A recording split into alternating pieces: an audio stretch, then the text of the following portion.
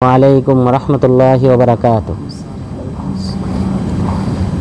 नहमदुहु व नुसल्ली अला रसूलिहिल करीम, अम्मा बअद, फ़अऊज़ु बिल्लाहि मिनश शैतानिर रजीम। क़ुमिल लैला इल्ला क़लीला निस्फ़हु अव इंक़ुस मिन्हु क़लीला अव ज़िद अलैहि वरत्तिलिल कुरआना तरतीला। सम्मानित उपस्थिति, আমরা যে দৈনন্দিন যে সুন্নত রয়েছে সেই সুন্নত সম্পর্কে আলোচনা শুরু করেছি।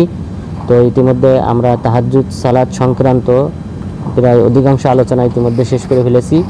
আজকে যে বিষয় নিয়ে আলোচনা করব তা হলো বিতিরের সালাত আদায় করার পদ্ধতি এবং পাশাপাশি তাহাজ্জুদের সালাত যদি কারো ছুটে যায় তাহলে সেদিনের বেলায় কাজা করতে পারবে কিনা। প্রথম যে পয়েন্ট, যে বিতিরের সালাত কিভাবে আদায় করতে হবে। তো বিতিরের সালাত, বিতির মানে বেজোড়, 1, 3, 5, 7, 9, 11, এই 11 রাকাত পর্যন্ত বিতির আদায় করা রাসূল সাল্লাল্লাহু আলাইহি ওয়াসাল্লাম থেকে সাব্যস্ত হয়েছে। তো সুতরাং এই 1 রাকাত আদায় করার একটাই পদ্ধতি। এরপর 3 রাকাত যদি কেউ বিতির আদায় করতে চায় তাহলে তার 2টি পদ্ধতি বর্ণিত হয়েছে। এরপর 5 রাকাত যদি কেউ বিতির আদায় করে তাহলে তার একটাই মাত্র পদ্ধতি বর্ণিত হয়েছে। আর যদি 7 রাকাত বিতির আদায় করে সেই ক্ষেত্রে 2টা পদ্ধতি জায়েজ। আর 9 রাকাত বিতির আদায় করলে সেই ক্ষেত্রে একটি পদ্ধতি জায়েজ রয়েছে। আর 11 রাকাত কিভাবে আদায় করতে হবে সেই ব্যাপারে কোনো দিক নির্দেশনা নাই। যদি কেউ একটানা আদায় করে তাহলে বোঝা যায় স্বাভাবিকভাবে 11 রাকাত আদায় করলে সে একটানা 11 রাকাতই আদায় করবে। তো প্রথম যে 1 রাকাত আদায় করা, এ ব্যাপারে অনেকগুলি হাদিস রয়েছে। তো তার মধ্যে রাসূল সাল্লাল্লাহু আলাইহি ওয়াসাল্লাম বলেছেন, সলাতুল লাইলি মাসনা মাসনা ফাইদা খাশিয়া আহাদুকুমুস সুবহা ফালিউতির বিওয়াহিদা, যে রাতের সালাত 2 রাকাত করে আদায় করবা। যদি ফজর হয়ে যাওয়ার আশঙ্কা করো তাহলে 1 রাকাত বিতির আদায় করবে। তাহলে রাসূল সাল্লাল্লাহু আলাইহি ওয়াসাল্লাম সাহাবাকে এই নির্দেশ দিয়েছিলেন যখন তিনি প্রশ্ন করেছিলেন যে রাতের সালাত আমি কিভাবে আদায় করব। তো এখানে সাহাবীকে 1 রাকাত বিতির আদায় করতে বলেছেন। তো সাহাবাগণ 1 রাকাত বিতির আদায় করতেন এবং রাসূল সাল্লাল্লাহু আলাইহি ওয়াসাল্লাম তিনিও 1 রাকাত বিতির আদায় করেছেন, যেটা আয়েশা রাদিয়াল্লাহু আনহা থেকে সাব্যস্ত হয়েছে। সাহাবাদের মধ্যে মুআবিয়া ইবনে আবি সুফিয়ান রাদিয়াল্লাহু আনহু সম্পর্কে এক ব্যক্তি বললেন যে আপনার কি ধারণা মুআবিয়া রাদিয়াল্লাহু আনহুর ব্যাপারে, যে সেই ব্যক্তি 1 রাকাত বিতির আদায় করে। তখন তিনি বললেন, ইন্নাহু ফাকিহ, যে নিশ্চয়ই সে ফাকিহ, বিজ্ঞ, আলেম, অর্থাৎ তিনি হাদিস জানেন যে রাসূল সাল্লাল্লাহু আলাইহি ওয়াসাল্লাম 1 রাকাত বিতির আদায় করতে বলেছেন। এরপর 3 রাকাত যদি কেউ বিতির আদায় করে তাহলে অবশ্যই সওয়াবের পরিমাণ বেশি হবে, কারণ রুকু সিজদার সংখ্যা যেহেতু এখানে বেশি, সুতরাং 1 রাকাতের চেয়ে 3 রাকাত আদায় করলে তার সওয়াবের পরিমাণ বেশি হবে। তো 3 রাকাত যদি কেউ আদায় করে 2টি পদ্ধতি জায়েজ। প্রথম পদ্ধতি হলো যা আয়েশা রাদিয়াল্লাহু আনহা এবং উবাই বিন কাব রাদিয়াল্লাহু আনহু থেকে বর্ণিত হয়েছে, যে কোনো প্রকার সালাম না ফেরানো, কোনো প্রকার বৈঠক না দিয়ে শুধুমাত্র শেষ রাকাতে 3 নম্বর রাকাতে বৈঠক দিয়ে সালাম ফেরানো, এটাই হলো প্রথম পদ্ধতি। আয়েশা রাদিয়াল্লাহু আনহা তিনি বলেন, কানা রাসূলুল্লাহি সাল্লাল্লাহু আলাইহি ওয়াসাল্লাম ইউতিরু বিতালাত লা ইয়াকউদু ইল্লা ফি আখিরিহিন, যে রাসূল সাল্লাল্লাহু আলাইহি ওয়াসাল্লাম তিনি 3 রাকাত বিতির আদায় করতেন, 3 রাকাতের শুধুমাত্র শেষ রাকাতে তিনি বৈঠক দিতেন। তাহলে শুধুমাত্র শেষ রাকাতে বৈঠক দিতে হবে, এইভাবে 3 রাকাত আদায় করতে হবে। উবাই বিন কাব রাদিয়াল্লাহু আনহু তিনি বলেন, কানা রাসূলুল্লাহি সাল্লাল্লাহু আলাইহি ওয়াসাল্লাম ইউতিরু বিসাব্বিহি ইসমা রাব্বিকাল আ'লা ওয়া ফি রাকাতি সানিয়া কুল ইয়া আইয়ুহাল কাফিরুন ওয়া ফি রাকাতি সালিসা কুল হুয়াল্লাহু আহাদ লা ইয়াজলিসু ইল্লা ফি আখিরিহিন, যে রাসূল সাল্লাল্লাহু আলাইহি ওয়াসাল্লাম 3 রাকাত বিতির আদায় করতেন। প্রথম রাকাতে সাব্বিহি ইসমা রাব্বিকাল আ'লা পাঠ করতেন, দ্বিতীয় রাকাতে কুল ইয়া আইয়ুহাল কাফিরুন পাঠ করতেন, 3 নম্বর রাকাতে তিনি কুল হুয়াল্লাহু আহাদ পাঠ করতেন। আর শুধুমাত্র সালাম ফিরাইতেন শেষ রাকাতে, অর্থাৎ শেষ রাকাতে শুধুমাত্র তিনি বৈঠক দিতেন, এর মাঝে আর কোনো প্রকার বৈঠক দিতেন না, শেষ রাকাতে বৈঠক দিয়ে সালাম ফিরাইতেন। তাহলে এইটা আয়েশা রাদিয়াল্লাহু আনহার হাদিস এবং উবাই বিন কাব রাদিয়াল্লাহু আনহুর বর্ণনা, উভয়টা এক, যে বিনা বৈঠকে বিনা সালামে, অর্থাৎ শুধুমাত্র শেষ রাকাতে সালামের মাধ্যমে সালাত শেষ করতে হবে। দ্বিতীয় পদ্ধতি, এটা আব্দুল্লাহ ইবনে ওমর রাদিয়াল্লাহু আনহু থেকে সাব্যস্ত হয়েছে যে তিনি বলেন যে কানা রাসূলুল্লাহ সাল্লাল্লাহু আলাইহি ওয়াসাল্লাম ইয়াফসিলু বাইনা শাফিইহি ওয়া বিতরিহি বিসালাম ইসমিউনাহু, যে রাসূল সাল্লাল্লাহু আলাইহি ওয়াসাল্লাম তিনি বিতির আদায় করতেন 3 রাকাত, আর তিনি বিতিরের সময় 2 রাকাতে দুই রাকাতে তিনি সালাম ফেরানোর মাধ্যমে পার্থক্য করতেন। তাহলে 2 রাকাত পড়ে তিনি সালাম ফেরাইতেন, এরপরে 3য় রাকাত উঠে দাঁড়িয়ে আদায় করে বৈঠক করতেন। তাহলে এটা হলো দ্বিতীয় নম্বর পদ্ধতি। তাহলে 2 রাকাত পড়ে সালাম ফেরাই দিতে হবে, এরপরে উঠে আরেক রাকাত পড়তে হবে, তাহলে 3 রাকাত হবে, অর্থাৎ এটা আর এটার সাথে যুক্ত হবে। এটা ইমাম তাহাবী রাহিমাহুল্লাহ তার শারহ মুশকিলুল আসারে উল্লেখ করেছেন। ইবনে হাজার আল আসকালানী রাহিমাহুল্লাহ তিনি এই সনদটা কবি শক্তিশালী বলেছেন। তো সুতরাং সহি সনদ দ্বারা প্রমাণিত হয়েছে যে রাসূল সাল্লাল্লাহু আলাইহি ওয়াসাল্লাম 3 রাকাত বিতির 2 পদ্ধতিতে আদায় করতেন। প্রথম পদ্ধতি হলো বিনা বৈঠকে, শুধুমাত্র শেষ রাকাতে বৈঠক দেওয়ার মাধ্যমে, আর দ্বিতীয় পদ্ধতি হলো 2 রাকাত আদায় করে তিনি সম্পূর্ণ সালাম ফেরাইতেন, সালাম ফেরানোর পর এরপরে উঠে আরেক রাকাত আদায় করতেন। এইভাবে তিনি বিতির আদায় করেছেন। এরপর 5 রাকাতের ক্ষেত্রে শুধুমাত্র একটাই পদ্ধতি, সেটা হলো পঞ্চম রাকাতে বৈঠক হবে, এর মাঝে আর কোনো প্রকার বৈঠক হবে না।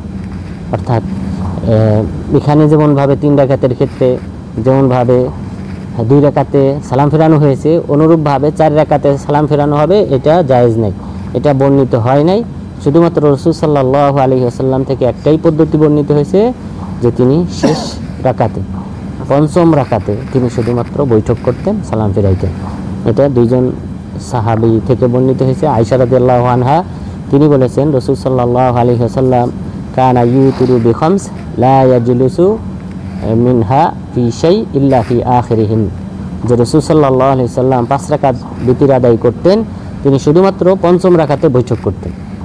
আর উম্মে সালামা রাদিয়াল্লাহু আনহা তিনি বলেছেন কানা রাসূলুল্লাহ সাল্লাল্লাহু আলাইহি ওয়াসাল্লাম ইদা আউতারা বিসাবিন আও বিখামসিন লা ইয়াফসিলু বাইনাহুন্না বিসালামিন ওয়ালা কালাম, যে রাসূল সাল্লাল্লাহু আলাইহি ওয়াসাল্লাম যখন 7 রাকাত অথবা 5 রাকাত বিতির আদায় করতেন, তখন তিনি কোনো প্রকার সালাম ফেরানোর মাধ্যমে অথবা বৈঠক করার মাধ্যমে অথবা কোনো কথা বলার মাধ্যমে তিনি কি করতেন না, পার্থক্য করতেন না।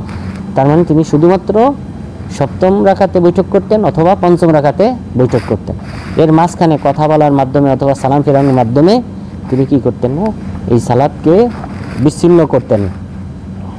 তাহলে 5ম রাকাতের ক্ষেত্রে আমরা একটা পদ্ধতি পেলাম যে শুধুমাত্র 5ম রাকাতে বৈঠক হবে, এর আগে কোনো প্রকার বৈঠক হবে না, বৈঠকও হবে না, আবার সালামও ফেরানো যাবে না এর আগে কোনো রাকাতে। এরপর যদি কেউ 7 রাকাত আদায় করে, 7 রাকাত বিতির আদায় করে, তাহলে এই ক্ষেত্রে 2টা পদ্ধতি বর্ণিত হয়েছে। 2টা পদ্ধতি, প্রথম পদ্ধতি এই হাদিসটা উম্মে সালামা রাদিয়াল্লাহু আনহা যেটা বললেন যে রাসূল সাল্লাল্লাহু আলাইহি ওয়াসাল্লাম কানা ইউতিরু বিসাবিন আও বিখামসিন লা ইয়াফসিলু বাইনাহুন্না বিসালামিন ওয়ালা বিকালাম, যে রাসূল সাল্লাল্লাহু আলাইহি ওয়াসাল্লাম 7 রাকাত অথবা 5 রাকাত বিতির আদায় করতেন, আর তিনি সেটাকে সালামের মাধ্যমে অথবা কথা বলার মাধ্যমে বিচ্ছিন্ন করতেন না, বরং তিনি একই বৈঠকে 7 রাকাত আদায় করতেন। তাহলে এটা হলো প্রথম পদ্ধতি। দ্বিতীয় পদ্ধতি সেটা আয়েশা রাদিয়াল্লাহু আনহা থেকে বর্ণিত হয়েছে যে কানা রাসূলুল্লাহ সাল্লাল্লাহু আলাইহি ওয়াসাল্লাম ইযা আউতারা বিসাবঈন লা ইয়াকউদু ইল্লা ফিস সাদিসা, রাসূল সাল্লাল্লাহু আলাইহি ওয়াসাল্লাম যদি তিনি 7 রাকাত বিতির আদায় করতেন, তাহলে তিনি 6ষ্ঠ রাকাতে বৈঠক করতেন। খেয়াল করবেন, তাহলে 7 রাকাত যদি তিনি বিতির আদায় করতেন, তাহলে 6ষ্ঠ রাকাতে বৈঠক করতেন, বৈঠক করে উঠে এরপরে বৈঠকে তিনি দোয়া পাঠ করতেন, বৈঠকের যে দোয়া আছে, এরপর উঠে আরেক রাকাত আদায় করতেন, এরপর তিনি বৈঠক করে সালাম ফিরাইতেন। তাহলে এটা হলো তৃতীয় পদ্ধতি। তাহলে 7 রাকাত আদায়, হ্যাঁ 6 রাকাত একটা বৈঠক না, সালাম ফিরাবে না, বৈঠক হবে, বৈঠক হবে। 6 রাকাত আদায় করার পর বৈঠক হবে, বৈঠকে থেকে আবার উঠবে, উঠে ওই যে আত্তাহিয়াতু পাঠ করার পর উঠে যাবে, উঠে তারপরে তিনি 1 রাকাত আদায় করে তারপরে বৈঠক করে সালাম ফিরাইতে হবে। অর্থাৎ এটা হলো এই পদ্ধতিটা আগে উল্লেখ হয় না। এই পদ্ধতিটা এই যে 5 রাকাত পর্যন্ত 5 রাকাত পর্যন্ত যে বিতির, এই পদ্ধতি কিন্তু আগে বর্ণিত হয়নি। এরপর দ্বিতীয় যে পদ্ধতি, আচ্ছা প্রথম পদ্ধতি তো আমরা উম্মে সালামা রাদিয়াল্লাহু আনহা থেকে জানলাম কোনো প্রকার বৈঠক ছাড়াই। আর দ্বিতীয় পদ্ধতি আয়েশা রাদিয়াল্লাহু আনহা থেকে বর্ণিত হলো যে রাসূল সাল্লাল্লাহু আলাইহি সাল্লাম ষষ্ঠ রাকাতে বৈঠক করতেন, এরপর সপ্তম রাকাত আদায় করে তারপর সালাম ফিরাইতেন। আর যদি কেউ 9 রাকাত বিতির আদায় করে তাহলে একটাই পদ্ধতি বর্ণিত হয়েছে, সেটাই আয়েশা রাদিয়াল্লাহু আনহার এই হাদিস, এই লম্বা হাদিস। এখানে তিনি বলেছেন ফালাম্মা কাবুরা ওয়াজাউফা আও তারা বিতিসিন লা ইয়াকুদু মিনহুন্না ফি শাই ইল্লা ফি সামিনা। যে রাসূল সাল্লাল্লাহু আলাইহি ওয়াসাল্লাম যখন একটু বয়স্ক হয়ে গেলেন, একটু শরীরে মাংস বেড়ে গেল, দুর্বল হয়ে গেলেন, তখন তিনি 9 রাকাত বিতির করতেন। কারণ আগের হাদিসগুলো আপনারা জানেন যে রাসূল সাল্লাল্লাহু আলাইহি ওয়াসাল্লাম তিনি 13 রাকাত অথবা 11 রাকাত তিনি তাহাজ্জুদের সালাত আদায় করতেন। কিন্তু যখন একটু শরীরে মাংস বেড়ে গেল, ভারী হয়ে গেল, শরীর দুর্বল হয়ে গেল, তখন তিনি রাকাত সংখ্যা কমিয়ে ফেললেন। তখন তিনি 9 রাকাত অথবা 7 রাকাত বিতির আদায় করতেন, অর্থাৎ তখন আর 11-13 পড়তেন না। তো আয়েশা রাদিয়াল্লাহু আনহা বলতেছেন যখন তিনি বয়স্ক হলেন, দুর্বল হয়ে গেলেন, শরীরে মাংস বেড়ে গেল, তখন তিনি 9 রাকাত বিতির করেছেন। আর 9 রাকাতে অষ্টম রাকাতে বৈঠক করেছেন, এরপরে বৈঠকের দোয়া পাঠ করে এরপরে উঠে আরেক রাকাত আদায় করে তারপরে সালাম ফিরাইতেন। তাহলে একটানা 9 রাকাত যদি কেউ বিতির আদায় করতে চায় তাহলে অষ্টম রাকাতে একটা বৈঠক দেবে, এরপর নবম রাকাতে আরেকটা বৈঠক দিয়ে সালাম ফিরাবে। এটা হলো শুধুমাত্র একটাই পদ্ধতি যা রাসূল সাল্লাল্লাহু আলাইহি ওয়াসাল্লাম থেকে বর্ণিত হয়েছে। তাহলে আমরা বিতির সম্পর্কে জানলাম যে 1 রাকাত আদায় করার একটাই পদ্ধতি, 3 রাকাত আদায় করার ক্ষেত্রে 2টা পদ্ধতি। একটা হলো 3 নম্বর রাকাতে শুধুমাত্র বৈঠক হবে, আরেকটা হলো 2 রাকাত আদায় করে সালাম ফিরাইতে হবে, এরপরে উঠে আরেক রাকাত আদায় করতে হবে। আর 5 রাকাতের ক্ষেত্রে একটাই পদ্ধতি, বিনা বৈঠকে শুধুমাত্র পঞ্চম রাকাতে বৈঠক হবে। এরপর 7 রাকাত বিতির আদায় করলে 2টা পদ্ধতি জায়েজ। একটা হলো যে সপ্তম রাকাতে শুধুমাত্র বৈঠক হবে, আর আরেক পদ্ধতি হলো যে না, ষষ্ঠ রাকাতে একটা বৈঠক হবে, এরপর উঠে সপ্তম রাকাতে আরেকটা বৈঠক হবে। এই উভয়টাই জায়েজ। আর 9 রাকাত বিতির আদায় করলে একটাই পদ্ধতি, সেটা হলো অষ্টম রাকাতে একটা বৈঠক হবে, এরপর নবম রাকাত আদায় করে সালাম ফিরাইতে হবে। আর 11 রাকাতের ক্ষেত্রে তেমন কোনো বর্ণনা আসে নাই। তো সুতরাং 11 রাকাত কেউ যদি 10 রাকাত আদায় করে, একটা না 10 রাকাত যদি কেউ আদায় করে, ওখানে একটা বৈঠক দিতে পারে এই 9 রাকাতের উপর ভিত্তি করে। যে 9 রাকাত যেহেতু রাসূল সাল্লাল্লাহু আলাইহি ওয়াসাল্লাম বৈঠক করেছিলেন কত রাকাতে? অষ্টমে, সেই হিসেবে কেউ দশম রাকাতে বৈঠক দিতে পারে এটার উপর ভিত্তি করে। আবার কেউ যদি না দেয় তাও পারে, যেমন রাসূল সাল্লাল্লাহু আলাইহি ওয়াসাল্লাম 7 রাকাত আদায় করেছেন বিনা বৈঠকে। একটা পদ্ধতি 7 রাকাতের একটা পদ্ধতি হলো যে বিনা বৈঠকে তিনি 7 রাকাত। তো সেই হিসেবে কেউ যদি 11 রাকাত আদায় করে তাহলে সে একটা না 11 রাকাতও আদায় করতে পারে। এই দুইটার যে কোনো একটা ইনশাআল্লাহ যদি কেউ আদায় করে বিদআতের অন্তর্ভুক্ত হবে না। তো এই হলো বিতির আদায় করার পদ্ধতি। এরপর এই যে তাহাজ্জুদ সালাত, তাহলে বিতিরের মাধ্যমে তাহাজ্জুদ সালাত শেষ হয়।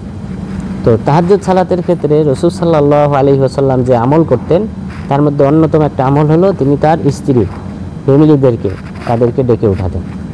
স্ত্রী মেয়ে যারা ছিল তাদেরকে জাগ্রত করতেন তাহাজ্জুদের সালাত আদায় করার জন্য। এ ব্যাপারে আয়েশা রাদিয়াল্লাহু আনহা তিনি বলেন, কানা রাসূলুল্লাহি সাল্লাল্লাহু আলাইহি ওয়াসাল্লাম ইউসাল্লি মিনাল লাইল সালাতাহু কুল্লাহা ওয়া আনা মুতারিজাতুম বাইনা ইয়াদাইহি বাইনাহু ওয়া বাইনাল কিবলা। যে রাসূল সাল্লাল্লাহু আলাইহি ওয়াসাল্লাম তিনি পুরা তাহাজ্জুদের সালাত আদায় করতেন, অর্থাৎ তিনি যদি 11 রাকাত আদায় করতেন পুরাটা আদায় করতেন, আর আমি বসে থাকতাম, আমি শুয়ে থাকতাম তার মাঝে আর কিবলার মাঝে। তার মানে জানাজা হয়ে যাবে না। যদি কেউ এরকম করে যে কেউ যদি তার সামনে থাকে আর তিনি যদি পিছনে সালাত আদায় করেন, জায়েজ আছে।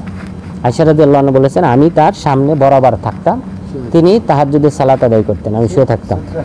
এরপর যখন ফালাম্মা আউতারা যখন তিনি বিতির করতেন আই কদানি আউতারত, যখন তিনি বিতির করার সময় হতো তখন আমাকে ডাক দিতেন, তখন আমি উঠে বিতির করতাম। তাহলে রাসূল সাল্লাল্লাহু আলাইহি ওয়াসাল্লাম তার স্ত্রীদেরকেও জাগ্রত করতেন। এরপর উম্মে সালামা রাদিয়াল্লাহু আনহা তিনি বলেন, আই কদান নবী সাল্লাল্লাহু আলাইহি ওয়াসাল্লাম ফাকাল সুবহানাল্লাহ মা উনজিলা মিনাল খাজাইন ওয়া মা উনজিলা মিনাল ফিতান, যে কত বড় আশ্চর্যের বিষয় যে আল্লাহ তাআলা কত ধনভাণ্ডার উন্মুক্ত করে দিয়েছে, অর্থাৎ অচিরেই মানুষ অনেক ধন সম্পদের মালিক হবে। এরপর কিন্তু পাশাপাশি আল্লাহ তাআলা আবার অনেক ফিতনা ফাসাদ পৃথিবীতে অবতীর্ণ করলেন। এই ফিতনা ফাসাদ রাসূল সাল্লাল্লাহু আলাইহি ওয়াসাল্লাম দেখতে পেলেন যে কি পরিমাণ ফিতনা ফাসাদ পৃথিবীতে সৃষ্টি হবে। এটা দেখে তিনি বললেন সুবহানাল্লাহ, কত বড় আশ্চর্যের বিষয়। এরপরে তিনি এই ধনভাণ্ডার, মানুষ যে ধন সম্পদশালী হবে সেটাও দেখতে পেলেন। এটা দেখে তিনি অবাক হলেন এবং বললেন, মাইয়ুকিদু সওয়াহিবা হাদিহিল হুজার, কি আছে যে এই যে যে গুরফাগুলিতে, রুমগুলিতে যে আমার ফ্যামিলিরা শুয়ে রয়েছে তাদেরকে জাগ্রত করবে। কেননা ফাইন্না কাসিয়াতান ফিদ দুনিয়া আরিয়াতুন ফিল আখিরাহ, কেননা অনেক নারী রয়েছে দুনিয়াতে, তারা যদিও বস্ত্রাবৃত, পরকালে তারা হবে উলঙ্গ।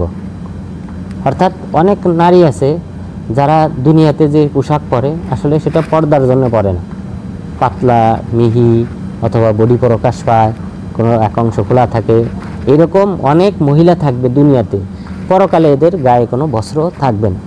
তার মানে রাসূল সাল্লাল্লাহু আলাইহি ওয়াসাল্লাম তিনি যা দেখতে পেয়েছিলেন সেই ফিতনার মাঝে এটা একটা অন্যতম ফিতনা ছিল যে মানুষকে মহিলাদের মাধ্যমে ফিতনায় ফেলানো হবে।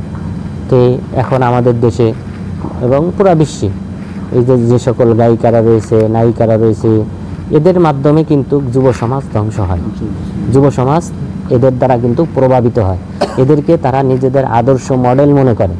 তো এইভাবে কিন্তু যুব সমাজ ধ্বংস হয় এদের দ্বারা। এরাও কিন্তু যদিও পৃথিবীতে হালকা কিছু বস্ত্র আবৃত, কিন্তু পরকালে তারা উলঙ্গ হিসেবে উত্তোলিত হবে আল্লাহর দরবারে।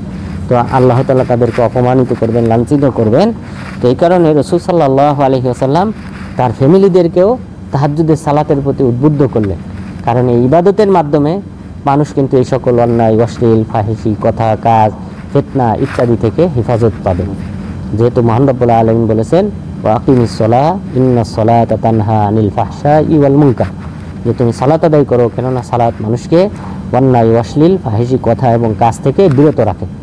তো সুতরাং নামাজিরা অবশ্যই আপনি যদি তুলনা করেন অন্য সাধারণ মানুষের তুলনায়, যে তারা অবশ্যই অন্যদের চেয়ে অনেক ভালো রয়েছে। যারা ছিনতাই করে, ডাকাতি করে, তারা কারা? নামাজিরা। মদ খায়, ব্যভিচারে লিপ্ত হয়, অধিকাংশ দেখবেন নামাজের সাথে তাদের কোনো সম্পর্ক নেই। সুদখোর, ঘুষখোর, অধিকাংশরই নামাজের সাথে সম্পর্ক নেই। তো সুতরাং এই নামাজ যারা আদায় করে, সালাত যারা আদায় করে, আল্লাহ তাআলা তাদেরকে এই ইবাদতের মাধ্যমে বালা মুসিবত, ফিতনা থেকে হেফাজত করেন। এই কারণে রাসূল সাল্লাল্লাহু আলাইহি ওয়াসাল্লাম তিনি তার ফ্যামিলিদেরকে জাগ্রত করতেন এই তাহাজ্জুদের সময়, বিশেষ করে রমজান মাসে। যা আয়েশা রাদিয়াল্লাহু আনহা তিনি বলেছেন, ইদা দাখালাল আশর আহিয়া লাইলাহু ওয়া আইকাযা আহলাহু ওয়া জাদ্দা ওয়াশতাদ্দা মি'জারাহু, যে রাসূল সাল্লাল্লাহু আলাইহি ওয়াসাল্লাম যখন রমজান মাসের শেষ দশক শুরু হতো তখন তিনি নিজে সারা রাত্রি জাগ্রত থাকতেন, তার ফ্যামিলিদেরকে জাগ্রত করতেন, এবং ওয়াজাদ্দা ওয়াশাদ্দা মি'জারাহু, এবং তিনি নিজে প্রচুর ইবাদত করতেন এবং নিজের কোমর বাঁধতেন টাইট করে, অর্থাৎ যেন শক্তি পান ইবাদতে। এজন্য তিনি তার কোমরকে শক্ত করে বাঁধতেন, যেন তিনি সারা রাত্রি জাগ্রত থেকে ইবাদত করতে পারেন। তাহলে তিনি কিন্তু তার ফ্যামিলিদেরকে তাহাজ্জুদের সালাতের জন্য জাগ্রত করতেন। এরপর এর মধ্যে আমাদেরকে একটা বিষয় খেয়াল রাখতে হবে, তাহাজ্জুদের সালাত তো অবশ্যই আদায় করতে হবে, কিন্তু সেই ক্ষেত্রে যদি কেউ ঘুমন্ত অবস্থা চোখে থেকে যায় তাহলে তার জন্য উচিত ঘুমিয়ে যাওয়া। এটা রাসূল সাল্লাল্লাহু আলাইহি সাল্লামের একটা অন্যতম একটা আদর্শ, যে যদি কেউ দেখে যে না তার ঘুমের ভাব বেশি রয়ে গেছে, তার ঘুমানো উচিত। এই ক্ষেত্রে সে জোর করে সালাতে না দাঁড়ানো উচিত, কারণ আনাস বিন মালিক রাদিয়াল্লাহু আনহু তিনি বলেন রাসূল সাল্লাল্লাহু আলাইহি সাল্লাম মসজিদে আসলেন, এরপর দেখলেন ওয়াহাবলুম মামদুদ বাইনা সাদিয়াতাইন, এক খুঁটি থেকে নিয়ে আরেক খুঁটির মাঝে রশি টানানো। তখন সাহাবাদেরকে জিজ্ঞাসা করলেন এই রশি টানানোর কারণ কি? তখন সাহাবাগণ বললেন লিজাইনাব তুসাল্লি ফাইদা কাসালাত আও ফাতারাত আমসাকাত বি, যে আল্লাহ রাসূল এই রশিটা এটা হলো জাইনাব রাদিয়াল্লাহু আনহার। তো জাইনাব রাদিয়াল্লাহু আনহা রাসূল সাল্লাল্লাহু আলাইহি সাল্লামের স্ত্রী। তো তিনি এটা টানিয়ে রেখেছেন, তিনি এখানে তাহাজ্জুদের সালাত আদায় করেন। যখন ঘুম আসে অথবা ক্লান্ত হয়ে যান সালাত আদায় করতে করতে, তখন এই রশি ধরে রাখেন যেন ঘুমটা চলে যায়। তখন রাসূল সাল্লাল্লাহু আলাইহি ওয়াসাল্লাম বললেন হুল্লুহু ওয়ালিসাল্লি আহাদুকুম নাশাতা, যে এটা খুলে ফেলো, রশিটা খুলে ফেলো। আর তোমাদের কারো উচিত সে যতক্ষণ পর্যন্ত উদ্যমী থাকবে, সে কর্মক্ষম থাকবে, নামাজ আদায় করতে সক্ষম যতক্ষণ পর্যন্ত থাকবে, সেজন্য ততক্ষণ পর্যন্ত সালাত আদায় করে। এরপর ফাইদা কাসালা আও ফাতারা ফালিয়ানাম, এরপর যদি সে ক্লান্ত হয়ে যায়, ঘুম আসে, তাহলে তার ঘুমিয়ে যাওয়া উচিত, তার বসে পড়া উচিত। তো সুতরাং এখান থেকে বোঝা যায় যে তাহাজ্জুদের সালাত যেন আমরা চোখে ঘুম না নিয়ে যেন আদায় না করি। এরপর আরও বলেছেন তিনি রাসূল সাল্লাল্লাহু আলাইহি ওয়াসাল্লাম আরও বলেছেন ইদা সাল্লা আহাদুকুম ইদা নাআসা আহাদুকুম ফিস সালাহ ফালিয়ারকুত, তোমাদের কারো যদি ঘুম আসে, তন্দ্রা আসে সালাত আদায় করা অবস্থায়, সে যেন ঘুমিয়ে যায়। কেন ঘুমিয়ে যাবে? কারণ লাআল্লাহু ইয়াসআল ফায়াসুব্বু আলা নাফসি, কেননা তোমাদের মধ্যে কেউ ওই নামাজরত অবস্থায় সে দোয়া করতে যাবে, আল্লাহর কাছে কোনো কিছু চাইতে যাবে, উল্টা তখন নিজের উপর বদদোয়া চায়ে বসবে, নিজেকে গালি দিয়ে বসবে, বদদোয়া করে ফেলবে নিজের বিরুদ্ধে, যে আল্লাহ আমাকে জান্নাত দান করো, বলতে গিয়ে বলে ফেললো আল্লাহ আমাকে জাহান্নামে নিক্ষেপ করো। তো সুতরাং এই ক্ষেত্রে উত্তম হলো ঘুমানো। তো সুতরাং এই হাদিস থেকে আরও স্পষ্ট যে যদি কারো বেশি ঘুম আসে তাহলে সেই ক্ষেত্রে ঘুমানো উচিত। এছাড়াও রাসূল সাল্লাল্লাহু আলাইহি ওয়াসাল্লাম আরও বলেছেন ইযা কামা আহাদুকুম মিনাল লাইল ফাস্তাজামা আলাইহিল কুরআন ফালাম ইয়াদরি মা ইয়াকুল ফালইস্তাজি, যে তোমাদের মধ্যে কেউ যদি রাতে তাহাজ্জুদের সালাত আদায় করার জন্য কোরআন তেলাওয়াত শুরু করে, ফাস্তাজামা আলাইহি, কোরআন তেলাওয়াতটা যদি তার কাছে সে যদি বুঝতে না পারে, ফালাম ইয়াদরি মা ইয়াকুল, যে আরবি ভাষাটা কোরআন তেলাওয়াতটা অনারবের মতো মনে হইতেছে এবং সে কি বলতেছে সে সেটা জানে না, ফালিয়াস্তাজি, সে যেন ঘুমিয়ে যায়। তাহলে এই ক্ষেত্রে উত্তম হলো যে যদি কারো চোখে ঘুমের প্রভাব বেশি থাকে তাহলে সে ঘুমিয়ে যাবে, তাহাজ্জুদের সালাত আদায় করা বাদ দিয়ে, কোরআন তেলাওয়াত বাদ দিয়ে, কেননা সে যেটা কোরআনের আয়াত না সেটাও তার মুখ দিয়ে জবান দিয়ে বের হতে পারে। তো এই কারণে এই ক্ষেত্রে ঘুমানোটা উত্তম। এরপর আমাদের সর্বশেষ মাসালা, যে যদি কোনো ব্যক্তি তাহাজ্জুদের সালাত নিয়মিত আদায় করে, কোনো রাত্রে যদি সে জাগ্রত হতে না পারে, তখন সে কি করবে? তখন সেই ব্যক্তি প্রতি রাতে যে কয় রাকাত আদায় করে, ধরেন প্রতি রাতে সে 11 রাকাত আদায় করে বা 13 রাকাত আদায় করে বা 9 রাকাত আদায় করে, তাহলে সে এটাকে জোড় সংখ্যা বানিয়ে ফেলবে। যদি কেউ 9 রাকাত নিয়মিত আদায় করে তাহলে সেটাকে 10 রাকাত করে ফেলবে, 11 রাকাত আদায় করলে সেটাকে 12 রাকাত করে ফেলবে, 13 রাকাত যদি কেউ রাতে আদায় করে থাকে নিয়মিত তাহলে সেটাকে 14 রাকাত করে ফেলবে। কারণ দিনের সালাত বেজোড় নাই, বেজোড় ভিতির যেটা এটা হলো রাতের নামাজ। তো যেহেতু সকাল হয়ে গেছে সুতরাং এখন আর রাত নেই, সুতরাং ভিতিরও নাই, এই কারণে সেটাকে জোড় সংখ্যকে পরিণত করতে হবে। এ ব্যাপারে আয়েশা রাদিয়াল্লাহু আনহা তিনি বলেন কানা রাসূলুল্লাহ সাল্লাল্লাহু আলাইহি ওয়াসাল্লাম ইদা ফাতাহু সালাতুল লাইল বিওয়াজাই আও নাওমিন সাল্লা বিন নাহার সিনতাই আশারাত রাকাত, যে রাসূল সাল্লাল্লাহু আলাইহি ওয়াসাল্লাম তার যদি রাতের সালাত ছুটে যেত ঘুমের কারণে অথবা অসুস্থতার কারণে, তাহলে তিনি দিনের বেলায় 12 রাকাত আদায় করতেন। যেহেতু তিনি কন্টিনিউ 11 রাকাত আদায় করতেন, তো সেই কারণে তিনি 12 রাকাত আদায় করতেন দিনে যখন কাজা করতেন। তাহলে তাহাজ্জুদের সালাতের কি আছে? কাজা আছে। তাহাজ্জুদের সালাতের কাজা আছে, বরং সকল সুন্নতেরই কি আছে? কাজা সালাত আছে। ফজরের 2 রাকাত কারো যদি ছুটে যায় সেটাও সে কি করতে পারবে, কাজা করতে পারবে। সেটা ফজরের পরই করতে পারবে, ফরজের পরে অথবা সূর্য ওঠার পরে করতে পারবে, যেটা দুইটাই হাদিস দ্বারা সাব্যস্ত। এরপর জোহরের সালাত সুন্নত যেগুলো রয়েছে সেগুলোও কাজা করতে পারবে। রাসূল সাল্লাল্লাহু আলাইহি ওয়াসাল্লামের কাছে ওয়াফদে আব্দুল কাইস তারা আসার পর তিনি জোহরের পরের যে 2 রাকাত এটা তিনি আদায় করতে পারেন নাই। তিনি পরবর্তীতে রাসূল সাল্লাল্লাহু আলাইহি সাল্লামের কোনো এক স্ত্রীর ঘরে গিয়ে তিনি সেটা আসরের পরে গিয়ে আদায় করেছেন। তাহলে সুন্নতেরও কাজা আছে। আমাদের অনেকের ধারণা যে না, সুন্নত নামাজের কাজা নেই। সুন্নত নামাজেরও কাজা আছে। যে ব্যক্তি কন্টিনিউ আদায় করে সে অবশ্যই যখন সময় পাবে, সুযোগ পাবে, তখনই সে সেটা কাজা আদায় করতে পারবে। যেমন তাহাজ্জুদের সালাতের ক্ষেত্রেও কাজা রয়েছে। তো সুতরাং আজকে আমরা বেশ কয়েকটি মাসালা জানলাম তাহাজ্জুদ সংক্রান্ত। এই ক্ষেত্রে বিতিরের পদ্ধতি সম্পর্কে আমরা জানলাম, বিতিরের রাকাত সম্পর্কে আমরা জানলাম। এরপর যে ফ্যামিলি সহ সবাইকে নিয়ে যে তাহাজ্জুদের সালাত আদায় করা যায় সেই সম্পর্কে আমরা জানলাম। এরপর তাহাজ্জুদের সালাত যদি কাজা হয় তাহলে সেই ক্ষেত্রে জোর সংখ্যক দিনের বেলা আমাদেরকে আদায় করতে হবে। তা আল্লাহ তাআলা যেন তাহাজ্জুদের সালাতের মাধ্যমে আল্লাহ তাআলার নৈকট্য অর্জন করার মাধ্যমে ইহকালীন পরকালীন সফলতা অর্জন করার তৌফিক দান করেন। আমিন। ওয়া সাল্লাল্লাহু আলা নাবিয়্যিনা মুহাম্মদ ওয়া আলা আলিহি ওয়া সাহবিহি আজমাইন। কারো কোনো প্রশ্ন থাকলে বলেন।